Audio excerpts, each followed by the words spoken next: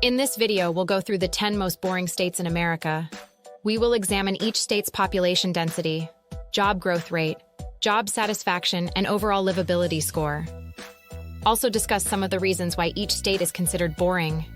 States with low population densities tend to be more boring, as there are fewer people and attractions to keep residents entertained. For example, Idaho is the most boring state in America, with a population density of only 18 people per square mile. Job growth rate. Another important factor is job growth rate. States with stagnant or declining job markets tend to be more boring, as there are fewer opportunities for residents to find employment. For example, North Dakota is the most overlooked state in the U.S. for travelers, with a travel interest of only 3.2% and only 15% of Americans ever visiting the state. Job satisfaction. Job satisfaction is also an important factor. States where residents are less satisfied with their jobs tend to be more boring, as residents are more likely to feel stressed and unhappy. For example, Vermont is the most well-rested state in the U.S., with an average sleep duration of 7.5 hours per night. Overall livability score. Overall livability score is the final factor I will consider. States with low livability scores tend to be more boring, as there are fewer amenities and activities available to residents. For example, Louisiana is the third most worst state in the U.S. for jobs, with an unemployment rate of 700% and a job growth rate of 1%. Now let's dive into the top list of these boring states.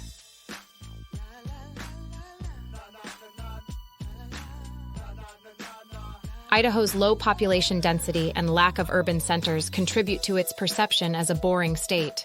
The state's economy is heavily reliant on agriculture and tourism, which can be seasonal and cyclical, leading to fewer job opportunities and economic instability. Additionally, Idaho's relatively small population means there are fewer cultural attractions, nightlife options, and entertainment venues compared to more populous states.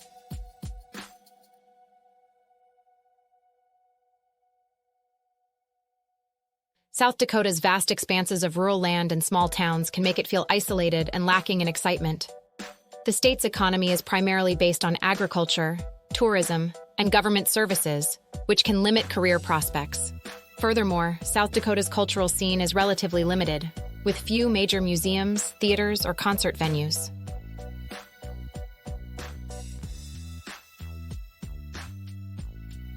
Nebraska's flat, open landscape and lack of major metropolitan areas can contribute to a sense of monotony for some residents. The state's economy is heavily reliant on agriculture, with fewer opportunities in urban industries such as technology or finance. Additionally, Nebraska's cultural scene is relatively conservative and traditional, with fewer performing arts venues or museums compared to more cosmopolitan states.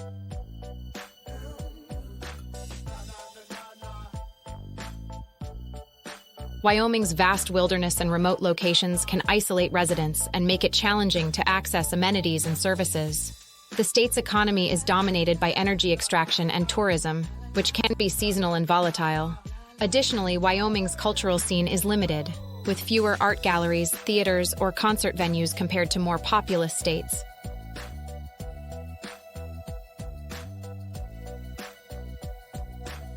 Kansas's flat plains and small towns can contribute to a perception of boredom for some residents. The state's economy is largely based on agriculture and manufacturing, with fewer job opportunities in urban industries. Additionally, Kansas's cultural offerings are relatively limited, with few major museums, theaters, or concert venues.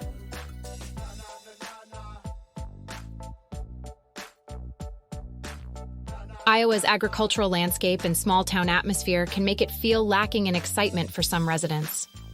The state's economy is heavily reliant on agriculture, with fewer job opportunities in urban industries such as finance, technology, or healthcare.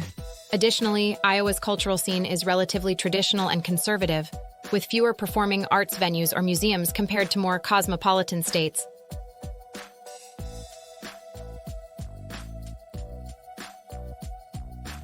Utah's conservative culture, strict alcohol laws, and emphasis on outdoor recreation can make it less appealing to people seeking a vibrant nightlife or cultural scene. The state's economy is largely driven by tourism and the Mormon faith, which can limit job opportunities in certain industries. Additionally, Utah's cultural offerings are primarily focused on outdoor activities, religious gatherings, and traditional family values.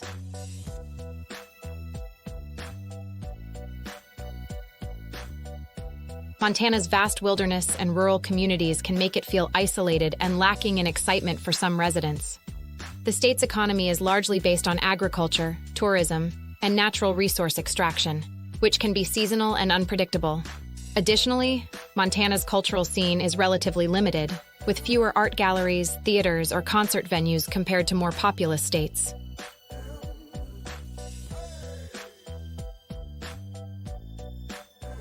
West Virginia's mountainous terrain, rural population, and declining coal industry can contribute to a perception of boredom. The state's economy is struggling with job losses in the coal industry and limited opportunities in other sectors.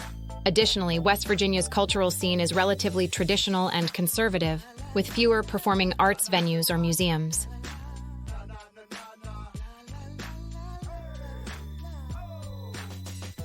North Dakota's vast oil fields and rural communities can make it feel isolated and lacking in excitement for some residents. The state's economy is heavily reliant on the oil industry, which can be volatile and subject to economic downturns. Additionally, North Dakota's cultural scene is relatively limited, with fewer art galleries, theaters, or concert venues. So there you have it, the 10 most boring states in America. If you're looking for a state with plenty of people, jobs, and amenities, I would avoid these states. But if you're looking for a place to relax and recharge, these states might be perfect for you. Thank you for watching.